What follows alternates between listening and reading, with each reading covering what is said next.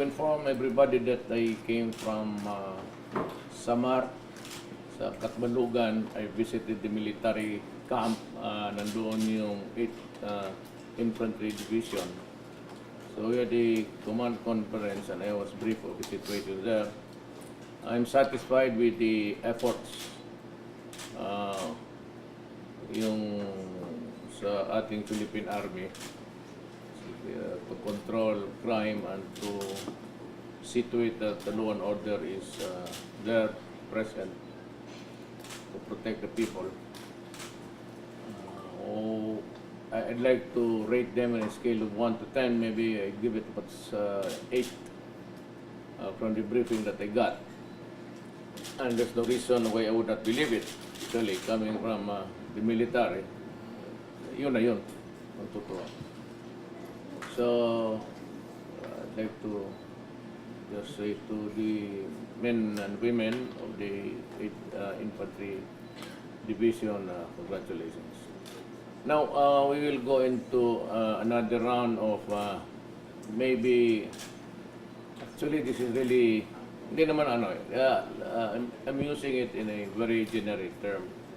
There would be an ongoing purge sa gobyerno, cleansing process, because of the so many people who are mostly policemen and government officials involved in the drug industry.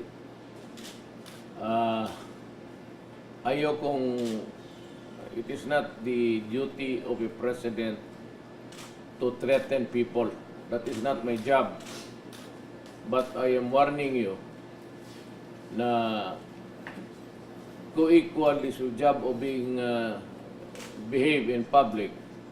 I have to pour out a sentiment na nagalit ako because until now, drug is still being played around. Yung na-involved, do not commit the mistake of surrendering tapos make it, paglaruan lang ninyo kami because I will know. I have enough government men in the field to monitor you. Kayong mga mayors, vice mayors, councilors, ganito kasi yan eh. I cannot arrest you, and I'd like to inform Congress and the Supreme Court. I am not arresting anybody kasi ang marijuana, just like a firearm, mahuli talaga kita. Kaya nang may plantation dyan, so many hectares, pag natapos yan, it's cultivated and sold. And 1 year makita tayo, sabihin mo, iyo yan, wala na rin ako magawa. Pagdating ng korte, it said that hindi totoo yan, tinakot lang ako ng military o police. I must get you, kahawak talaga ng ano. Even dyan sa, so, let me explain to the people na hindi ganun kadali ang trabaho. Kasi pag hindi yan nahuli sa akto, it's an instant crime, just like a baril. Kailangan mahuli ka na may baril. Pag hindi, sabihin mo 1 month after na nagdadala ka ng baril dito sa Davao, wala rin. And that's what's happening sa droga.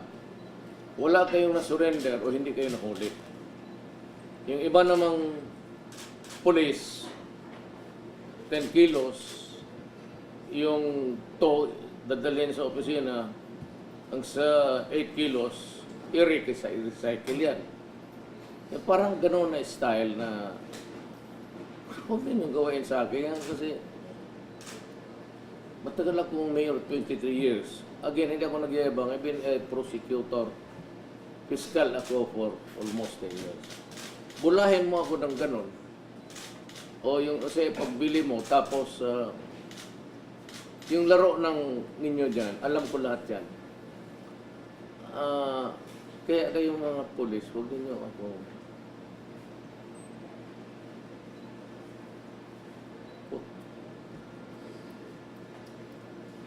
Stop it and report to Bato.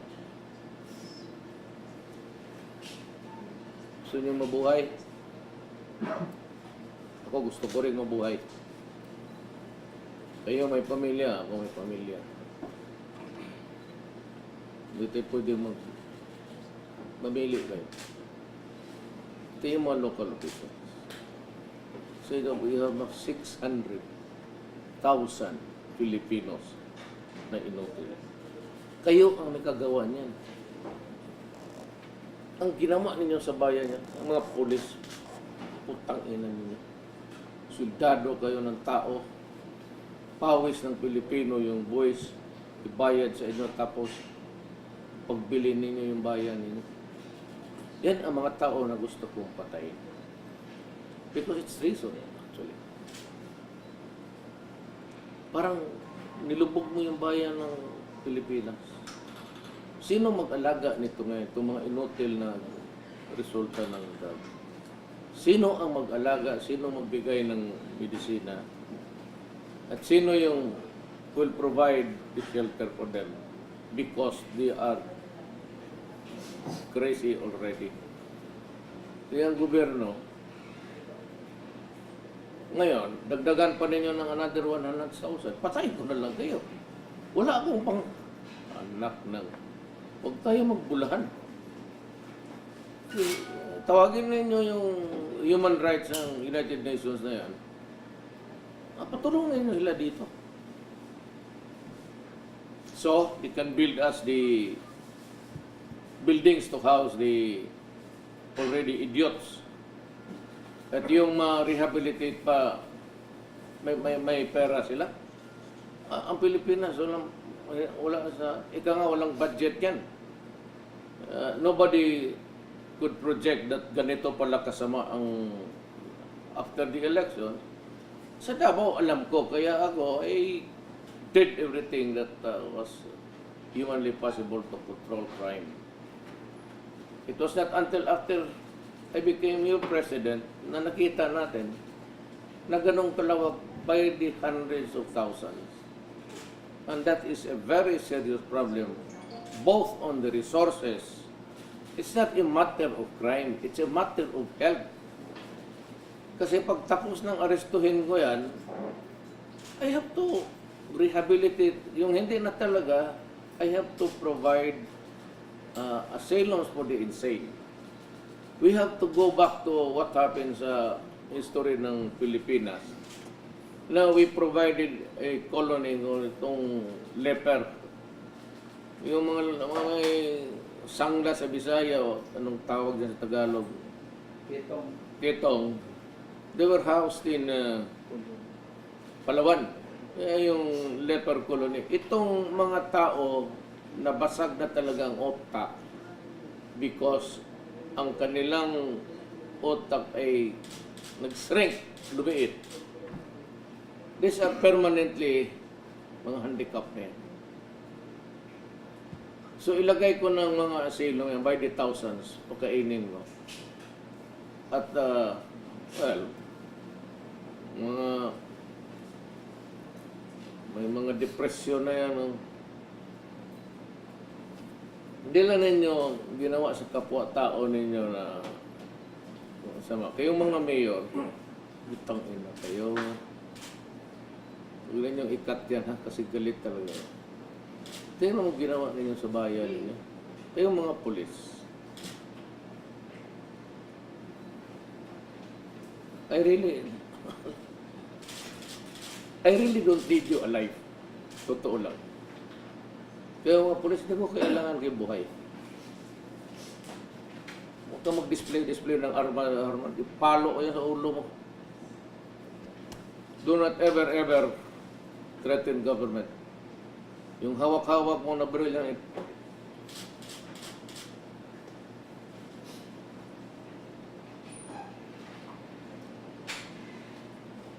my warning stays until the end of my term.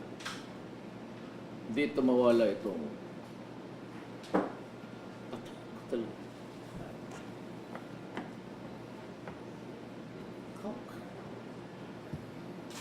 ang ganon medyo hindi masyado mabigat. Kaya namang mga negosyante diyang milyonaryo, may mga negosyo. At hingiin ko kay Commissioner Dula yung listahan. Kindly pay your taxes. Total, ang my guarantee to you is that pag bumayad kayo lang sa tamang taxes, you will be freed of harassments. Wala na yung mga BIR magpunta doon at tulikutin yung mga records na papel. I will not allow that. Walang harassment yan. Pag bayad ka ng taxes na tama, then you are freed of any worry. At least for all time during the year that you have fully complied with the law. Otherwise, padala kita ng pulis, pakatuloy ko sa bahay, patanong ko sa iyo sa pulis kung bakit hindi ka nagbabayad ng taxes. Simple as that. They'll ask media to accompany the police. But the police, dito sa dokumento na to, sir, hindi ka nagbabayad. Tatanong lang kami kung in front of the media para walang masabi. Pulis ang pupuntahin ko. Military. Magparking ng sakyanan mo dyan. Kung saan ka nakatira, anong subdivision ka ba? Tapos, pakita ko lang. Patanong lang kita sa military o police, why are you not paying the proper tax? And you're enjoying the planet of the Republic of the Philippines. Gumagamit kayo ng tubig, gumagamit kayo ng the roads, you're enjoying the protection of the police. May nung iba dyan, kayong mga milyonaryo, may mga security guards kayo na police or military, and we have kept a blind eye on that. Kayo lang ay may mga bodyguards na di baril. Alam mo, mawala sa inyo yan eh. And I could, if the Commissioner of Internal Revenue give me a list, then you are a violator. Mayaman ka, you travel, you cannot travel anymore. Diyan sa immigration, sabihin ko rin. Parahin mo kasi may violation na. I will order the BIR to file cases. Once it's pending in court, your freedom of movement is protected. Yung ibang kriminal, bakit hindi nakakalabas? Kasali na kayo. It's always a crime if you do not pay your taxes properly and correctly. Pero bayaran ninyo kung ano yung assessment. Sabi ko, wala na kayo problema. And I will never allow anybody also to disturb you. Ganon lang yan. Lalo nang ito mga drogista, kailangan ko ng pera sa ginawa nilang ano. Kung tulong kayo sa kampanya, mabuti pa. Kasi naghirap yung Pilipinas, marami akong billion yan. It run into billions. Gawin kong mga nationwide building, it's barrack style. Inside military camps, but I will, you'll be inside the barbed wire.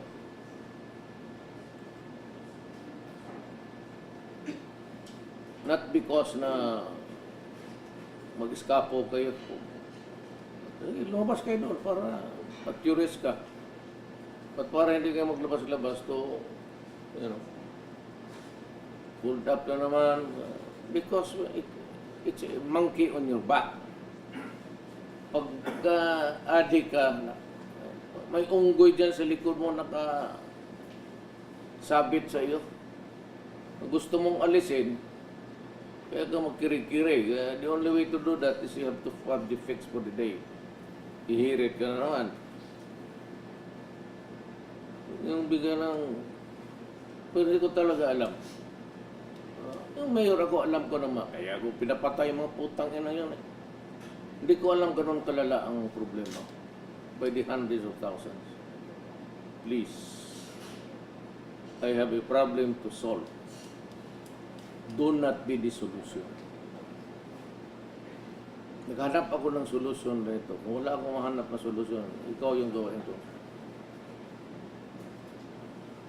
I'm not referring to yung mga taxpayers. I'm referring to itong mga central industry.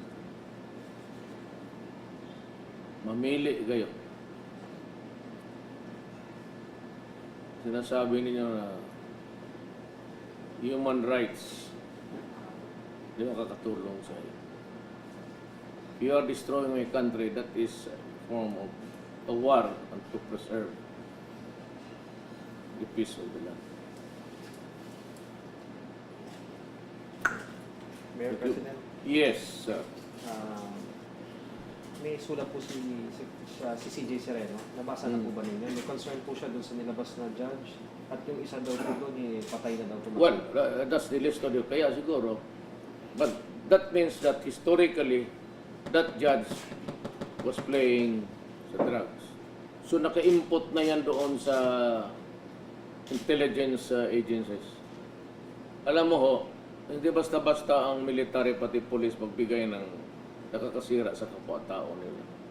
Nothing personal yan. Ha? Wala naman kayong negosyo dyan sa kanila. Wala namang utang sila sa ikaw sa inyo o sila sa iyo. Wala. So kaya ganon. But lumabas na yan sa computer. Isang judge was ousted because of corruption na. The term is ignorance of the law. Yung mga iba, patay na, pati yung mga pulis. Nakita mo yung may deposito doon na chemical sa apayaw, kasi apayaw na nilibing. Yung pala patay na. But it's not corrected. Ito remain on record na ikaw ay, we are not bothered. Hindi naman kami pinapaalam ng patay ka na ba o hindi. Basta nandyan yung pangalan. Kaya imposible magsabi, malinis kami. Kita mo, patay na yun, long time ago. Ba't nakapasok ka dyan ka sa computer? At maybe nakikinig kami sa inyo. Akala mo talaga bubo rin ang gobyerno.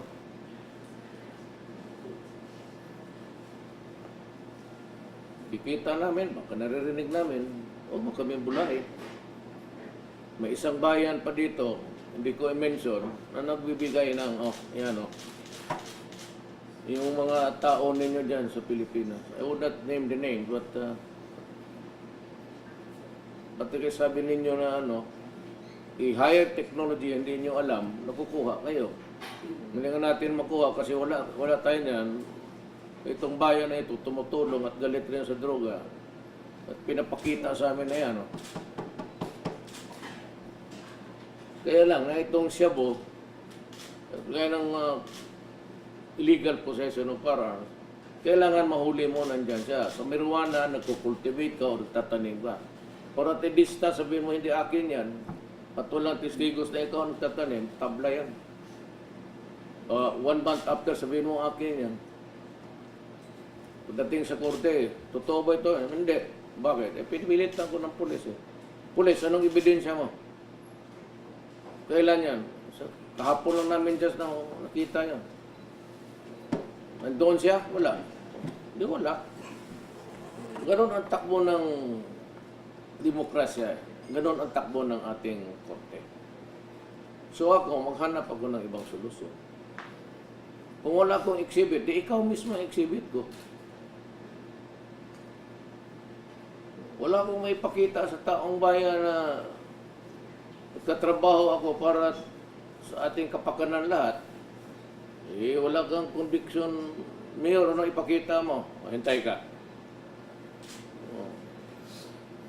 Kaya ko yung kinukuha ng punerarya. Yan ang exhibit ko.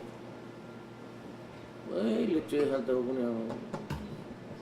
Mayor President, I will not allow, under my watch, I will not allow the Philippine Republic to wilt. Just like a flower after a few days, nalalaya. I will not allow this country under me. Kayo ang, hindi kayo talaga. That's not us, the people, the nation. Magluhod sa inyo, ay nako. Karkas ang labas mo. And all the others na may atraso sa taong bayan. Whatever it is. Ako maraming atraso, hayaan mo ako. Presidente ako at sasagutin ko lahat yan. Trabaho ng pulis, military, Basta sabi ko, order ko, hulihin ninyo yung mga droga. At anong mangyari dyan along the way, akin yan. Huwag mong i-demanda yung mga sundalo. Lagay ang papayo. So yung sundalo, kaya dyan lang kayo sa opisina ninyo. Siguro ang bahala. Kayo ang nag-umpisa, hindi naman kami paghingian ng tubig.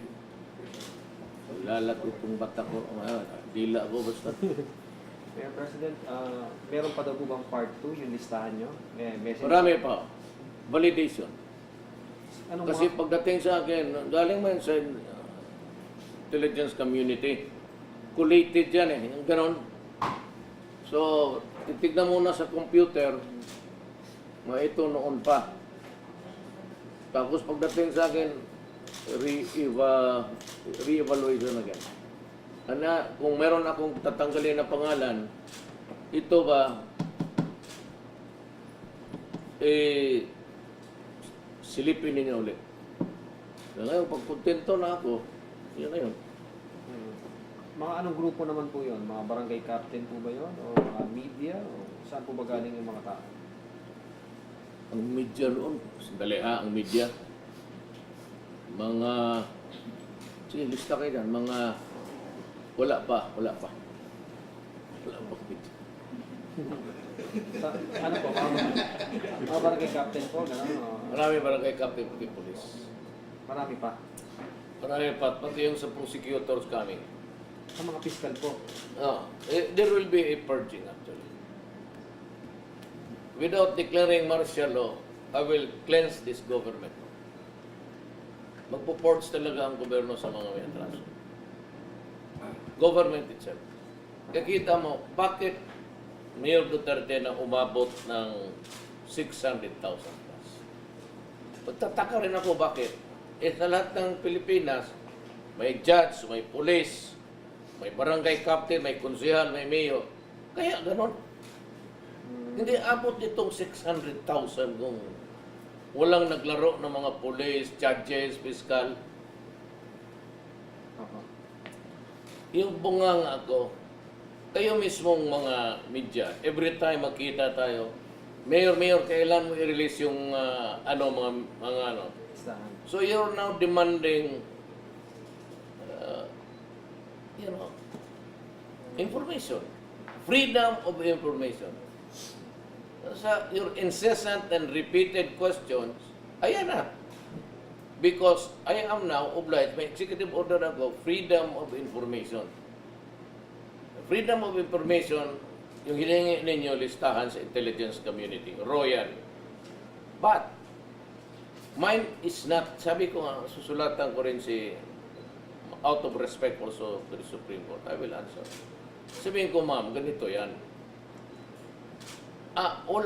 My words, it is not accusatorial. It is not a criminal information.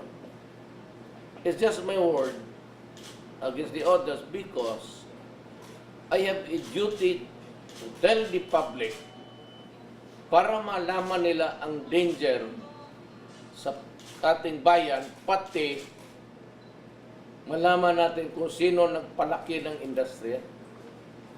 Otherwise, kung maghintay lang ako ng huli-huli araw-araw isa, tapos abogado, tapos mag-trial tayo, pagkapos ng trial convicted ka, mag-appeal ka, court of appeal sa Supreme Court, it would take 10 years for one individual. With 600,000 around, we are agreed that there is a crisis. How am I now supposed to meet the challenges of this crisis? Huli-hulihin ko yung isa? And in the light of the executive that I signed, freedom of information, naghihingi kayo ng information, yan, binibigay ko na sa inyo. So, sinong may kasalanan? Ikaw, pati ako, pati media. Inuudyok ninyo ako. Ayan o. Mayor, kailan mo ilabas yung mga listahan ng mga mayor? That is freedom of information. Naghihingi kayo. It is raw intelligence, but in view of the problem, the seriousness and gravity of the problem, I have to tell you. And nobody can stop. Ayun lang. Do not tell me what to do. How to run this country. Mayor, may nabanggit po si CJ Sereno na hindi naman sila umawak ng drug cases, yung mga judge. Base sa intel, ano po participation nila? Intervention. In what way po? Karami. Tawagan lang ng polis o sinong abogado dyan na ano. Doesn't reflect that harap-harapan niya. Intervention. Para maayos ang kaso. Hindi, alam mo, sabihin ko kay ma'am yan eh. Ma'am, hindi lalabas ang pangalan dyan ng political harassment. As early as 5 years ago, nandyan na yung pangalan na. Kaya nga, patay na eh. Hindi naman na-erase yan kasi yung intelligence community is not supplied with namatay na pala yung asawa mo dahil na cancer o na stroke. Death is a private affair of a family. It is not announced to the world except for the obituaries. It's found in newspaper. Or somebody would purposely inform government that itong idioto na ito patay na. How many fiscals po ang tinitingnan ninyo?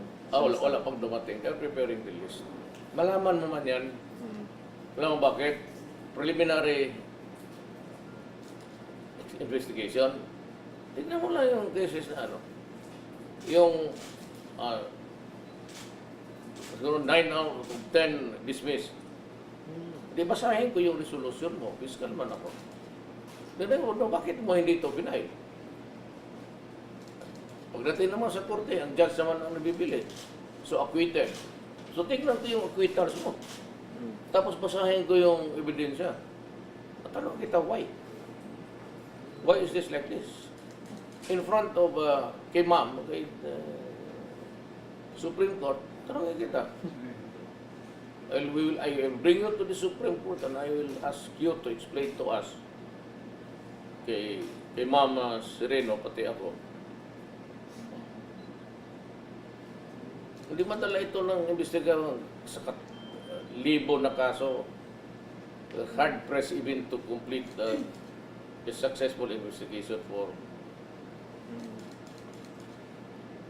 So doon po pala sila sabi nga nila yung isda nahuhuli. Pattern. Oo. Pattern. Yung ponente nila makikita. Pareha yung mga polis na huli. Napalagay sa lagbo. Tapos bitawan, walang kaso. Ay baka i-resign mo yung computer mo, I hope that it's kasi pag nahuli ka, malinis, walang ano. Yung iba nire-recycle, yung iba talagang harap-harapan, hindi na lang. Ang iba naman malinis. Wala na sa droga, huli na sila ng huli, hingi na sila ng hingi. Ginawa ang polis, hulihin kita. Sir, sige. Wala siyang hinawakang droga, wala lahat. Ba't marami yan sa Maynila? Kung sir, dito sa Davao, tanggalin ko yung. Wala ako dito sa Davao. Huwag kayong pumasok dyan kasi alam ninyo. Siguro, magsabi ko lang 6 na polis patay dito. Pumasok sa droga. Marami po na natuwa dun sa listahan nyo, pero marami din daw pong hinahanap sila mga pangalan, parang kulang daw po. Yung may tumatawag yung iba. Sabi no na, Mayor, bakit hindi kasali itong mayor namin, itong konsyal namin? Do not worry. We will catch up. Oh. Pero hindi maniwala yan sa chismis-chismis, ha? Lalo yung source galing doon sa politika. Do not rely on that kind of scheme. Naturalmente, kung kalaban kita, lahat ng kasalanan sa mundo, pati yung pagkamatay ni Satanas, you are responsible. Pero kung wala pang eleksyon noon pa, nandiyan yung pangalan mo, lalo na yung mga politiko na sa droga ang nag-finance drug money. Or may drugista na nag-finance. So, wala namang away sa amin, sabihin. Kasi either takot or biliw, kanilang, magkaibigan kami lahat. Tapos magpunta ka sa sabungan, maglarga ka, sige, magkano, Sagot ko, 1,000,000. Eh, akong presidente, wala nga kaming maski dogfight na lang doon. Aso na aso, hindi yung dogfight na, hindi.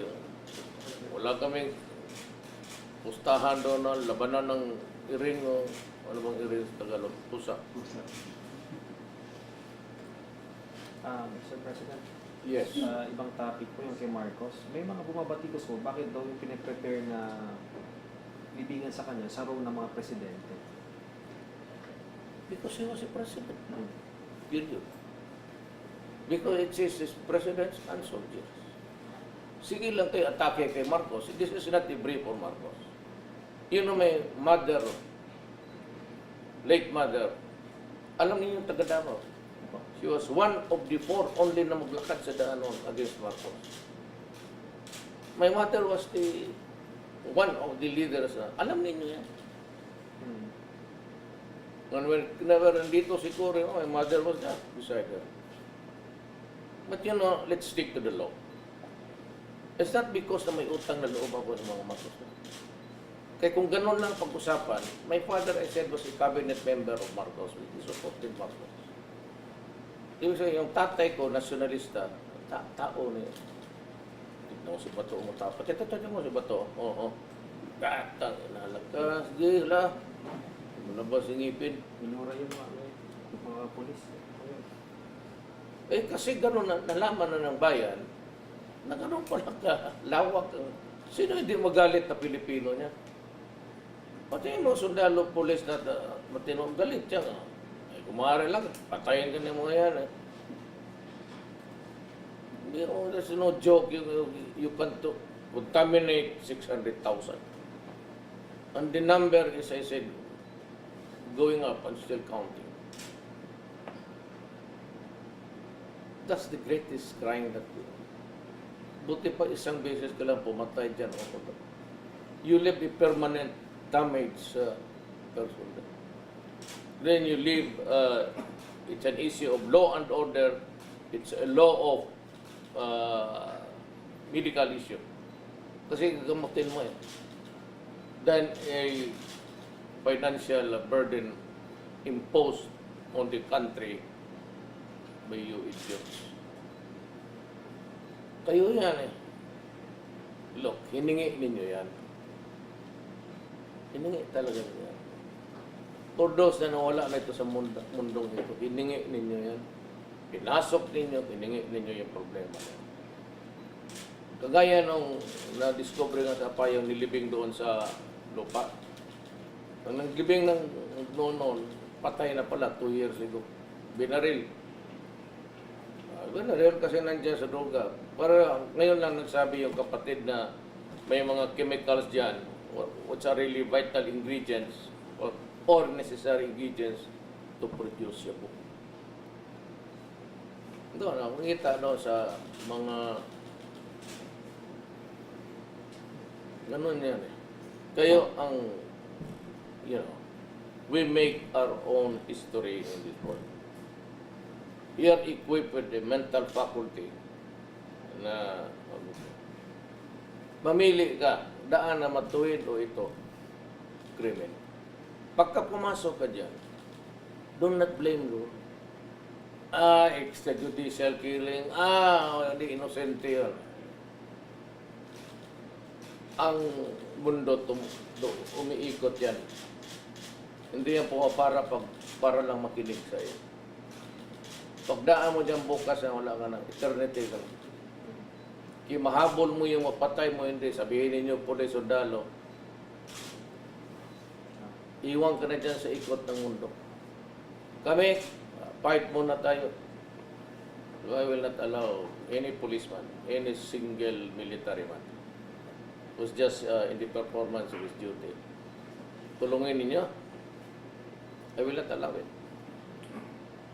Mayor, nabanggit nyo, nung nasa send-off po kami sa Malacanang, nung mga taga-Olympics, naalala nyo po, nag-speech po kayo doon, ang sabi nyo, bibihira yung nabibigyan ng pagkakataon na mag-represent ng country and ng flag. Yes. May napanood po ako na interview kay Manalo? Heidelin. Yun daw po yung naging Yes. ano niya. Yun din daw po yung naging ano niya, drive niya para magpursige. Ano po masasabi niyo dun sa Well, panamin? I'm happy that she had encouragement by my words. Because not everybody Filipino, we have 1,400,000 in this country. If you are selected to represent our country sa Olympics, in any of the Olympics being held yearly, the fact that you are selected to represent, it's not in the winning. It is in your drive to strive to win. Pero yung manalo, siyempre mas extra happy tayong as the president of this country, I'm overjoyed. Silver is silver, maski ano sabihin mo. So I would like to congratulate Ms. Diaz for the honor that she has given us at country. And I'm praying that you would be successful in your many causes in life and in the Olympics to come. Okay ako dyan, ma'am. Live na ako sa iyo and I'd like to wait for you to receive you in the People's Palace called Malacanang. Wow. Salamat for the effort. Saludo po ako sa iyo. Salamat. Congress and the Supreme Court. I am not arresting anybody kasi ang marijuana, just like a firearm, mahuli talaga kita. Ngayon ang may plantation dyan, so many hectares, pag natapos yan, it's cultivated and sold. And 1 year makita tayo, sabihin mo, iyo yan, wala na rin ako magawa. Pagdating ng korte, it said that hindi totoo yan, tinakot lang ako ng military o police. I must get you, kahawak talaga ng ano. Even dyan sa, so, let me explain to the people na hindi ganun kadali ang trabaho. Kasi pag hindi yan nahuli sa akto, it's an instant crime. Just like a baril. Kailangan mahuli ka na may baril. Pag hindi, sabihin mo 1 month after na nagdadala ka ng baril dito sa Davao.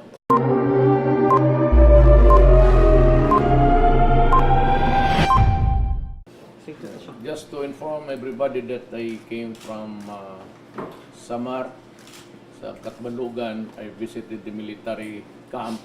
Nandoon yung 8th Infantry Division. So we had a command conference and I was briefed of the situation there. I'm satisfied with the efforts yung sa ating Philippine Army to control crime and to see to it that the law and order is there, present, to protect the people. I'd like to rate them on a scale of 1 to 10. Maybe I give it 8 from the briefing that I got. And there's no reason to threaten people. That is not my job. But I am warning you na co-equal is your job of being behave in public. I have to pour out the sentiment na nagalit ako because until now, drug is still being played around. Yung na-involved, do not commit the mistake of surrendering tapos make it, paglaruan lang ninyo kami because I will know. I have enough government men in the field to monitor you. Yung mga mayors, vice mayors, councilors, ganito kasi yan eh. I cannot arrest you and I'd like to inform, wala rin. And that's what's happening sa Drunga. Wala kayong na-surrender o hindi kayo nahuli. Yung iba namang police, 10 kilos, yung dadalhin sa opisina, ang sa 8 kilos, i-recycle yan. Parang gano'n na style na huwag din yung gawain sa akin yan kasi matagal akong mayor, 23 years. Again, hindi ako nagyayabang. I've been a prosecutor. Fiscal ako for almost 10 years. bulahin mo ako ng ganon. O yung kasi pagbili mo, tapos yung laro ng ninyo dyan, alam ko lahat yan. Kaya kayong mga pulis, huwag ninyo ako.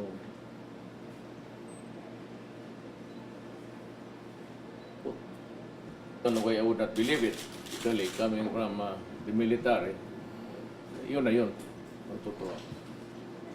So, I'd like to just say to the men and women of the Infantry Division, congratulations. Now, we will go into another round of maybe, actually this is really, hindi naman ano, I'm using it in a very generic term. There would be an ongoing purge sa gobyerno, cleansing process, because of the so many people who are mostly policemen and government officials involved in the drug industry. Ayokong, it is not the duty of a president